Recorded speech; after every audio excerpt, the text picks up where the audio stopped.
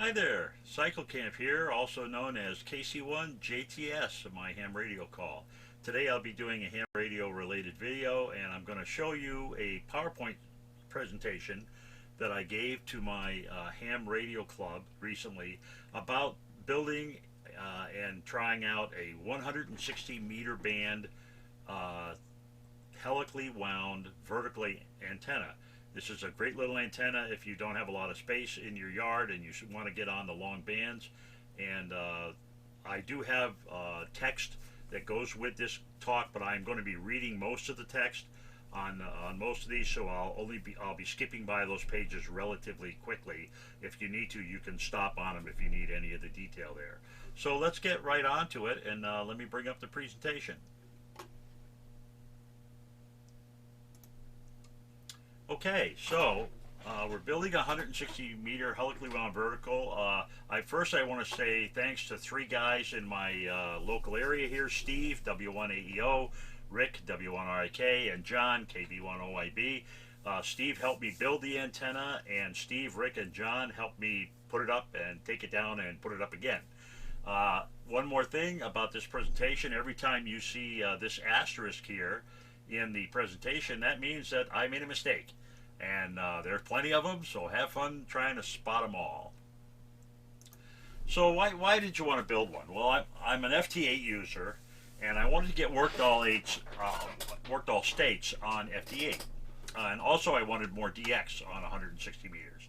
My current antennas just aren't high enough. I have an 80 meter off-center fed dipole and then fed half wave. Both of them are flat tops. The off-center fed's about 25-30 feet. The end-fed half wave's about 40-45 feet. They're just not high enough for any kind of real distance on the top band.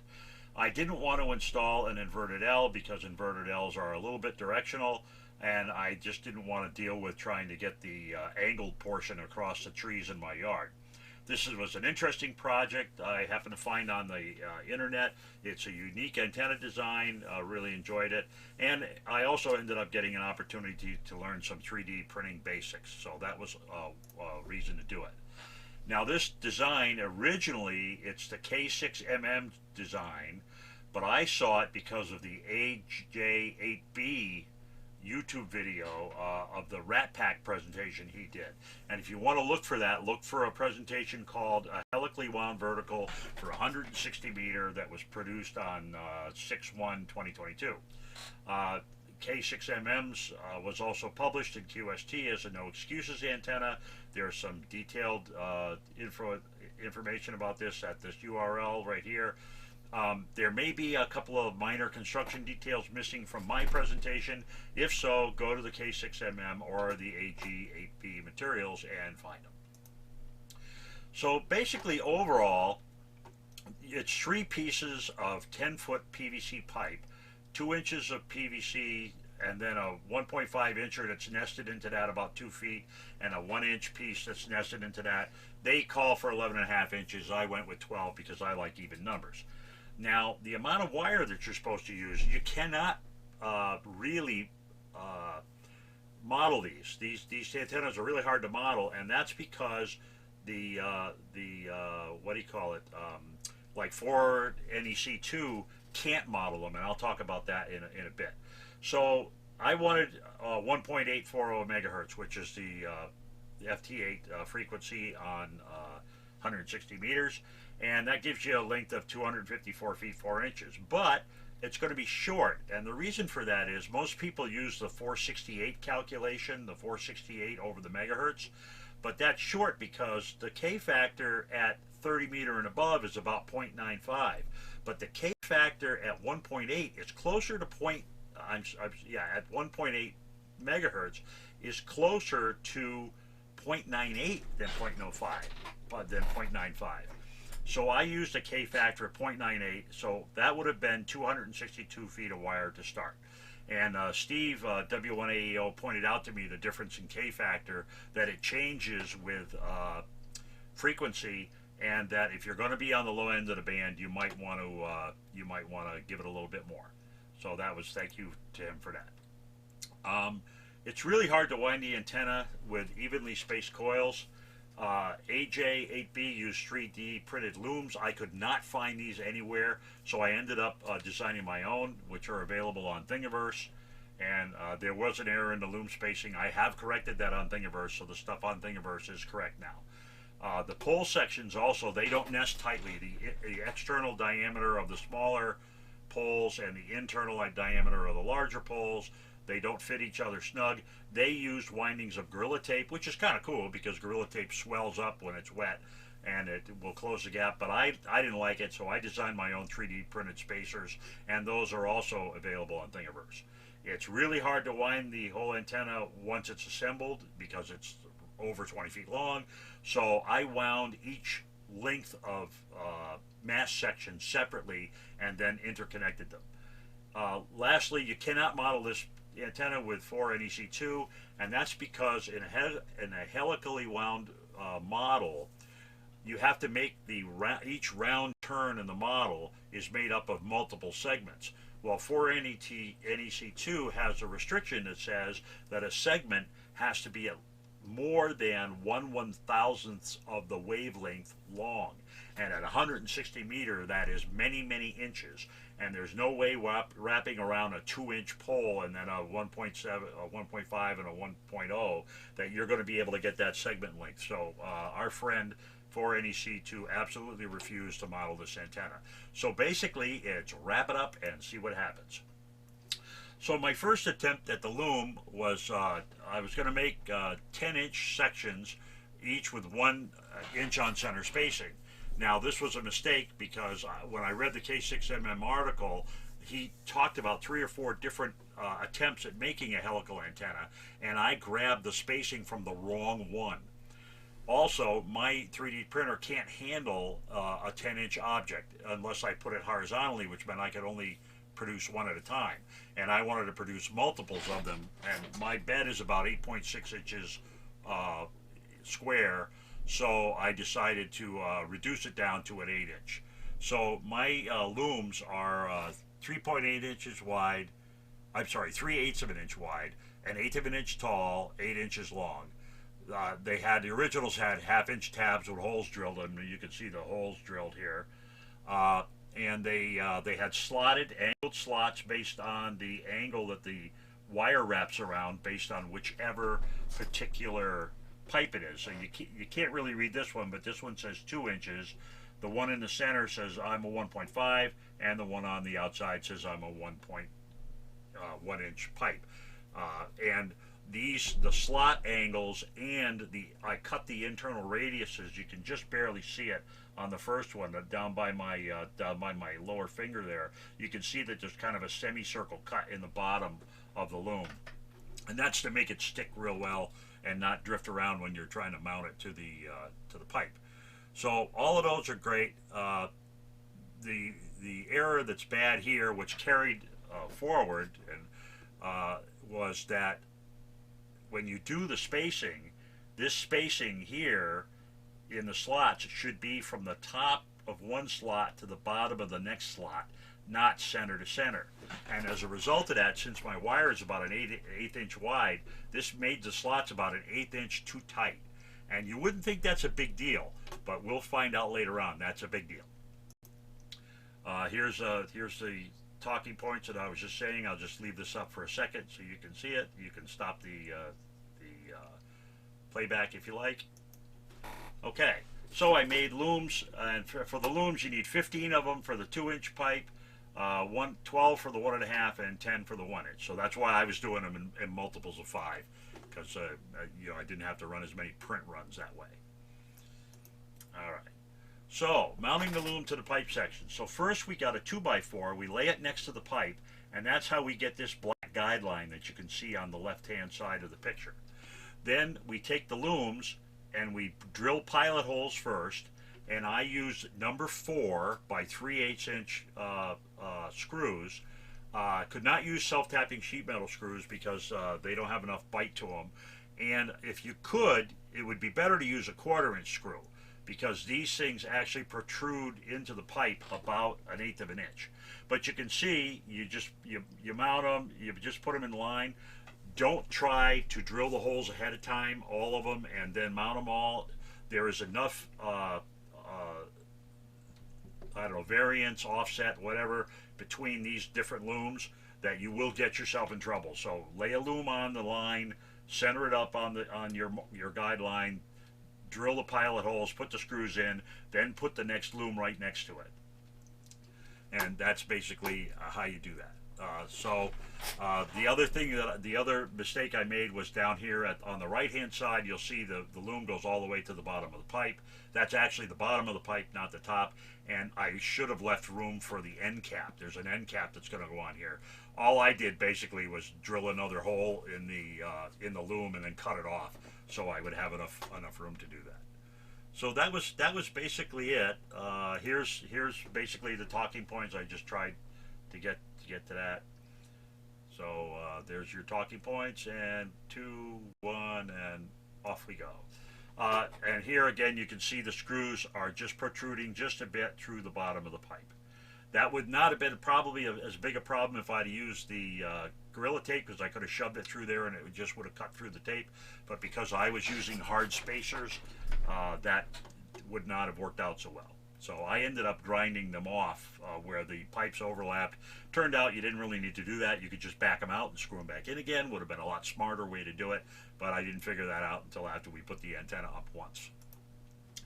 Here's an example of the prep of the bottom of the mast. So the left-hand picture is looking onto the inside of the bottom.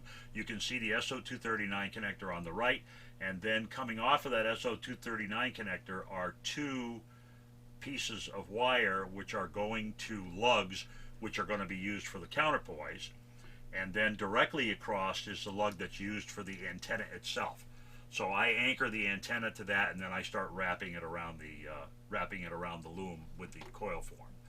Okay, so there's 2 bolts in here for the counterpoise, and there's 1 bolt here for the antenna and the SO239. And you can see in the right-hand picture, I've already cut off the loom to make room for the end cap. And there's what we just talked about a little bit. Here's an example of winding the wire. You notice the big asterisk. Well, the big asterisk is because this is wound 1 inch on center. We got the entire lower pipe done and the entire middle pipe done, and then we thought about how much more wire we were going to have to put on. We said, wait a minute, this is never going to fit. We must have done something wrong. And sure enough, what we did wrong was we mismanaged I misread the instructions, and it should have been 1/2 inch spacing, not 1 inch spacing. But a couple other things that you can see here is here's the crimp connector that I put on the end of the wire, and then put it over the bolt that we stuck out there for the antenna connection, and then we just start going around the looms. And you can see using this loom, even though I only used one on one side, it kept it very even. It really came out really pretty. And the important thing is you have to keep pretty good pressure on this while you're wrapping it, so it doesn't have much room to move. And you check the spacing on the back side as you're doing it. We did not wrap this around. We actually twisted the pipe, and that's where having 2 people do it really made it a lot easier. So we basically twist the pipe, and with my thumb I hold the wire down, and with my hand I put pressure on the wire, and my thumb keeps it in line, and that does all of that. The other thing that we do, you won't see it here, but you'll see it on a future picture, is right here where the 2 looms come together, we put black electrical tape. So we put electrical tape every 8 inches just to stabilize the thing and to allow us to take a break, because your hands get really tired while you're putting this stuff together. So here's our information about the crimp ring. Oh yeah, you got to remember to wind in the correct direction for the loom placement. You got to enter at the lower notch and exit at the higher part of the notch. And that's why I put the numbers on them. The numbers on the looms here. That you can't see it, but it's right here. That told me to bias them towards the bottom. So every time I mounted a loom, I made sure that the number was biased towards the bottom of the mast. Okay. And we talked about all that already, so we'll keep going.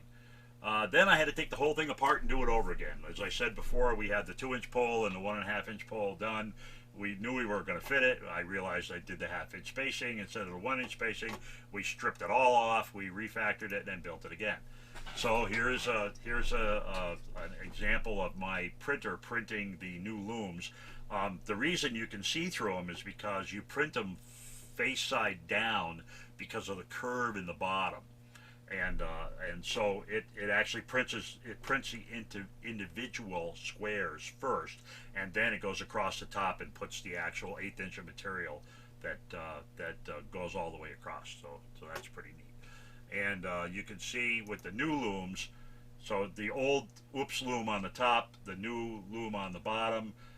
You can see in the picture on the right how there's a notch at the end of the ends of the looms, and that's because before we had a 1/2 inch piece tab, and the 2 1/2 inch tabs were the same as a 1 inch space. But now that you only have 1/4 inch, and it's actually let me try that again. It was a 1 inch space between them on the top. On the bottom, it's supposed to be a 1/2 inch, but it's only 3/8 of an inch, and there's just not enough room. So if you're going to put the screws in, you need to put a winding in between each one of these guys. So that's why there's a little tab at each end to handle that winding. They're still 3/8 wide. They're still an 1/8 of an inch tall and 8 inches long. 1/4 inch tabs now with screw holes at each end. The slots are an 1/8 inch wide. They're a 1/16 of an inch deep. I'm using AWG 14 THHN stranded wire, which is about an 1/8 of an inch wide with the insulator. And the slots are spaced a 1/2 inch on center. Again, this is a mistake. It should have been a 1/2 inch from the top of one winding to the bottom of the next, and that will have an error that will give us some problems. And that's about it. So here's the paper I've been talking to on all of that. You can stop on that if you like. Okay. And then I made the spacers. And making the spacers was a lot more interesting than making the looms, because on the left, here are all the mistakes I made before I finally got the proper set. So first I started making them. First of all, I was making them too tall. It was taking forever to print them. And I forgot that when you subtract the inside diameter from one pipe from the outside diameter of the other pipe, that you have to cut that in half in order to get the radius properly. So the first set were way too thick. These other guys, they all look pretty much the same, but they're about 5/1000ths of an inch difference. And I had to just walk it in until I got it to where it would slip over the bottom of the, slip over the outside of the inner pole, and then slip on the inside of the outer pole. And here's an example. Once I got them right, I made them a lot taller. I used 3 just because 3 sounded like a good number. And there's a set. So the set on the top is for the more leftish side is the set for the 1 inch pipe into the 1.5 inch pipe, and then the set on the right hand side is a set for the 1.5 inch pipe into the 2 inch pipe. Here's an example of them mounted. You can see on the smaller pipe, you can see all 3 of them. So there's 3 of them mounted. On the taller pipe, there is a third one. You can see it on the left-hand picture. And I just put one near the top, one near the bottom, and one in the middle. And the screws I was using, it turned out the screw heads were just low enough that I could put screws on either side of them. They're actually double screwed. They're screwed on the tops and on the opposite side, just to keep that shim from shifting around while I was inserting it. Okay, so after we got all the new looms done and we got the other stuff done, we went back and rewound the mast sections. And in this picture, you can see on the left-hand side the 2 inch piece. You can see all the garbage on the bottom where you're going to mount everything. You see that every 8 inches or so, there's electrical tape keeping it going. It's strung out across this is in my garage, the sawhorses.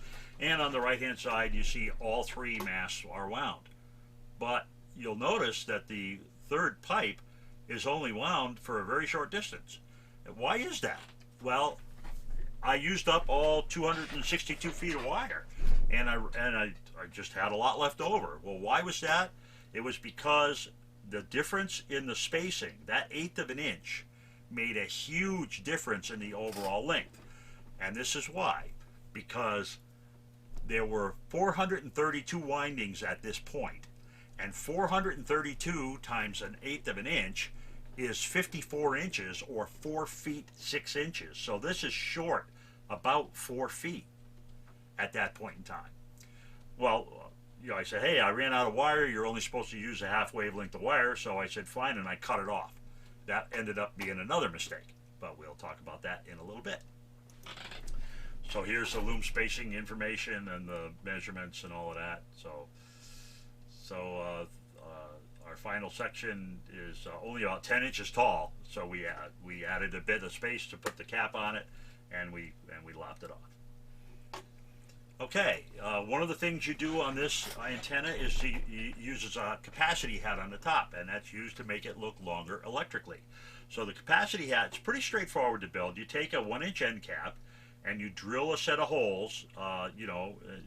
Make this cross, and you can get these brass rods. These are 36-inch brass rods, and you get them right from Home Depot. And they're already 36 inches long, so you don't have to do anything to them. You just stick them through the holes. Now, you have to remember when you drill the holes in the cap to leave enough room for them to go past each other. You can't put the 4 holes in exactly the same spot, or else they won't be able to get by each other. After you put them together, you get yourself a good hefty soldering iron and some rosin, and you solder them together, and you take off a piece of wire to use to do the final connection to the top of the mast. After you do this, on the left-hand picture, you can see we've gone around the outside corners and mounted wire on those, and we've done it again about halfway down. And that's what makes your capacity hat, which makes the antenna look electrically longer. And there's obviously, you can see the nice big pigtail there, so that we can connect it up to the rest of the antenna. And there's the yakking we were just doing. In order to put the antenna up, they had a really good trick. The guy that gave the Rat Pack pitch had a really good trick. So he takes a bare end cap, and he drills a hole in the center of it. He gets a 1 foot length of 1/4 inch threaded rod, and I added some fender washers, and he puts fender washers on it. So you drill a hole through the center, and what you're going to do with this is you're going to get a piece of scrap plywood. You're going to drill a hole in the middle of the plywood, and you're going to put this down through the hole. Now, at that time, I took the nut here on the top off, and and put the fender washer on the wood so that the nut would pull through the wood. But then you can bring the antenna over to it and step it in, just like you're stepping the mast on a sailboat, and it works really well. I was very impressed with that. So here's the information about putting all that together.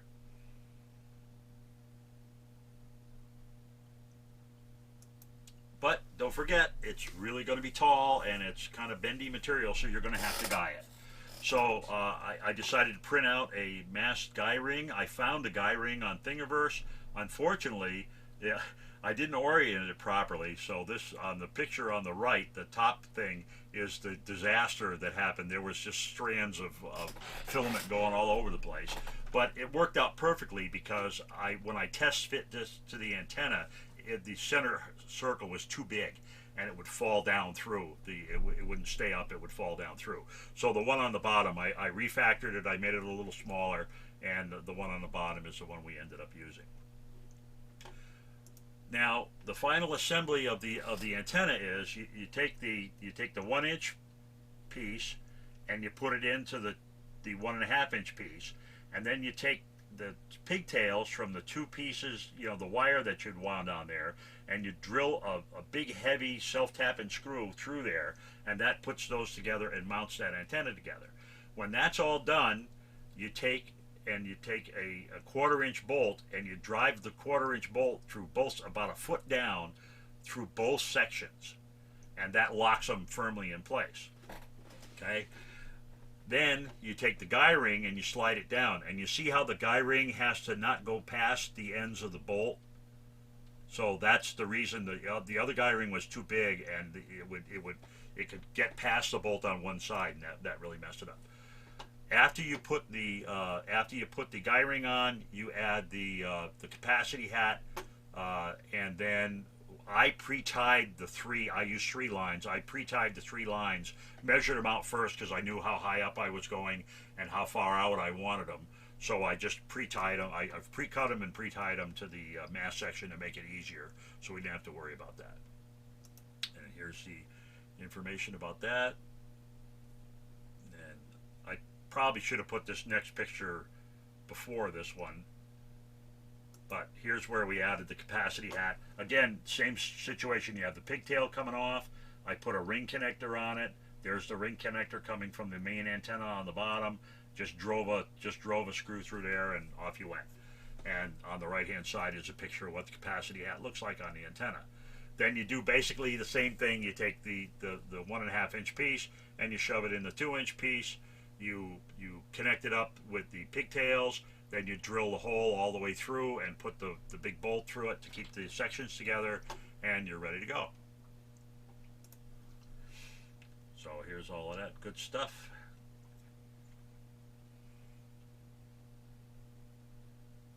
Okay, and then we put the antenna up. Now I'm sorry to say I don't have a picture of the antenna before we put anything down, but you can see here's the piece of plywood on the bottom on the left. There's a piece of plywood, there's a brick there. The bricks are just to hold down the counterpoise. Yeah, counterpoise, right? I don't like running wires all over my yard, so I decided to use the screen stuff, since it was a single band and since it was ground mounted and you don't have to have counterpoises that are cut to harmonic lengths. I said, you know what, I'm going to try this. In my hardware store, they sell this screen in 3 by 7 foot sheets or 4 by 7 foot sheets. So I went with the 4 by 7 foot. I got 2 of them. The extra connectors we put on the antenna, I just put a set of now I can't remember what they're called. The grabby things, that you like a clamp, like a clip or a clamp, and it just clamps onto it just clamps on there. Nice piece of cheap coax, and up we went. And so on the right hand side, here's a picture of the whole thing. You see the guy way up at the top. You can't really see the capacity hat, but I got another picture of that in a second. I did a zoom shot on that. So it went up like a dream. It went up very well. No problem at all. We had 3 guys that put it up. It is a little wobbly, so you have to be kind of careful while you're putting it up. But other than that, it was pretty cool. So here's the information. So we put the end cap on my small hosta garden that you saw in there. The antenna mast was raised and stepped into the cap. We put the guy lines in the ground. They were already tied. And then we put the 4 by 7 screens on there and put the radial pigtails with the clips, and coax was attached. So, and here's a picture of the top of the antenna with the capacity hat. You see that you can see the brass rods pretty well. The black wire around the trees you don't see as well. That's basically what's going on. So we put it up, and then we threw a antenna analyzer on it. Well, the antenna was not resident on 1840 as I had hoped. It was resident at 2020. Now, keep in mind, the antenna is naked. It's just up there, just the way we put it up. No chokes, no balance, no nothing. The SWR at 2020 was just under 2 to 1. The SWR at 1840, you can see how steep this SWR curve, and it's going to get worse as we play around with it. But you can see how steep it is. So it was a little greater than 6 to 1. What does it say on here? 6.289 to 1. And the coax was actually being used as part of the radial system because we didn't choke it out. This was not good. I didn't like this at all. I said, oh, this isn't going to work. So we tried adding 2 100-foot radials. Well, when we added the 2 100-foot radials and we dropped the screen, look what happened to the SWR curve. It got so tight. You won't see an antenna with much more of a Q than that. First of all, the 2020 megahertz dropped to 1.68 to 1, and that was good. But the 1840 went to 13 to 1, so that was no good. Now my MFJ 993B can tune this, but this antenna is very efficient. Very inefficient. I'm sorry, very inefficient. So we took the two radials off and we went back to the screens.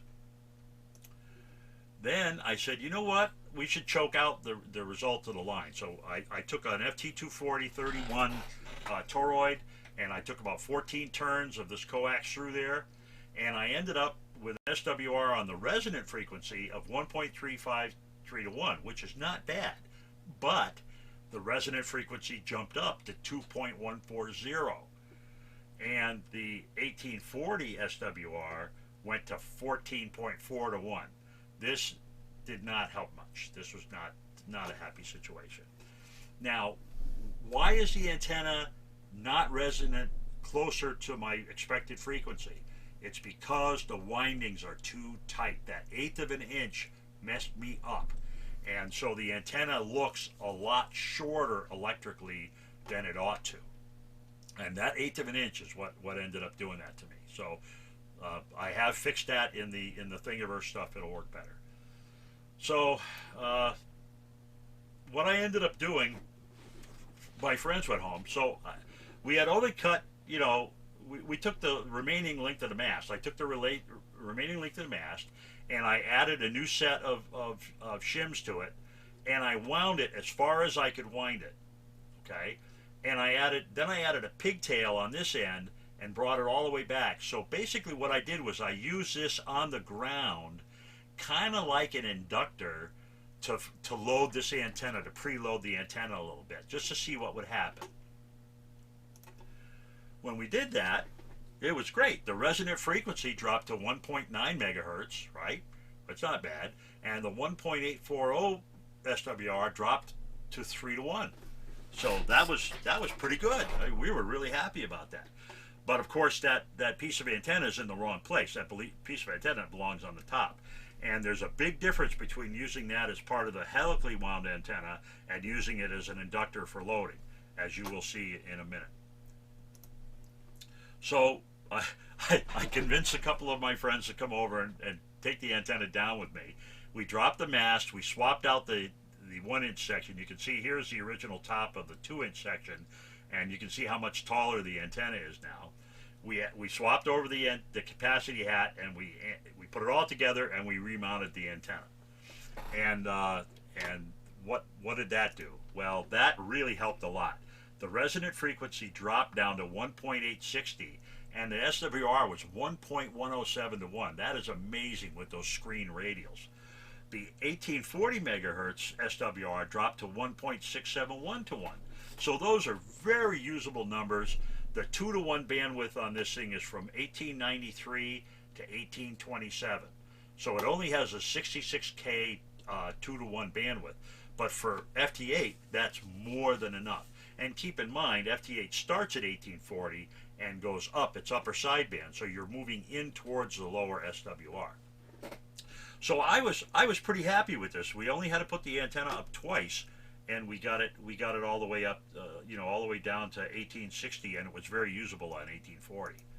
So I tried using it. Here's my MFJ tuner. In order to tune that thing on 1840 down to 1 to 1, I only had to add 780 puffs of capacitance to it with the MFJ tuner, and it brought it right down to 1 to 1. Here's my Workdall states for 160 megahertz here on the left. You can see where I was being limited. I just couldn't quite get past out that last little stretch, and so that's why I was looking for a better antenna for this. Now, I did try the evening that we put this up, that I made the change, was March 15th to 16th. 160 meter propagation was poor, was very poor. But I did make 20 contacts on FT8 between 10 p.m. and 2 a.m. My furthest contact was in the Azores, which is 2,478 miles to the east of me. And I hit California, which was one of my states I was missing. And the grid square I was hit there was 2,535 miles away. So I was pretty happy with the way this antenna worked. Now, this is the middle of March. What's the problem with 180 meter band propagation? It hates solar maximums, right? It doesn't like it to be all charged up. Where are we now? We're in a solar maximum. It prefers midwinter. Where am I? I'm at the beginning of spring. And it's best at the morning end of the gray line. So I'm right in the dead of night. So all three of those, not so good. But I can see this is going to be a great antenna when conditions get better. This is going to be a wonderful antenna for me to get out and do some long DX and to get the rest of my work to all states. Here are the final statistics on the antenna. The height is 24 feet. There are 570 windings across the 2-inch, 1.5, and 1-inch pipes. There are 309 feet, 5 inches of wire. It has a resonant frequency of 1.860 megahertz. The resonant SWR is 1.107 to 1. The 1840 SWR is 1.671 to 1. I estimate that if I wanted to get it down to 1840, I only needed another 10 or 11 turns, or about another 6 inches. I just didn't have enough pipe left on the one that I cut up. And we only had to attempt to install it twice, which I think is wonderful for the results that we got. It didn't require a lot of fiddling. What would I do differently? Well, I would correct the loom spacing to 0.5 inches between loops, not on center. I would not cut it off if it seemed short on the top. I'd leave the room. I would drop the guy wire attachment down 3 or 4 feet and maybe use a double guy system. That PVC pipe is not bad, but it is a little wobbly, and it probably would have been better with double guys on it. And obviously, if I had it to do it again, I would build it in the fall and leave it up for the winter season. So this was the presentation. Obviously, you can't ask me questions because you're on the internet. This is how I estimated, by the way, since you can't do the analysis with 4NEC2, I said, look, the old top was 13 turns, and the center frequency was 2120. The new top was 142 turns, and the center frequency was 1860. So I subtracted out the number of turns. I subtracted out the difference of frequencies. I got basically 2 kilohertz a turn is what I was losing. I only needed 20 kilohertz, so that's about 10 turns or about 5 more inches, and that's how I figured it out. I hope you enjoyed this presentation. It's a really interesting antenna. It takes up almost no room at all in the yard except for the guy wire. So if you could guy it someplace besides sticking stakes in the ground, you would have yourself a heck of an antenna. Thanks so much for tuning in and listening to this, and have yourselves a great afternoon.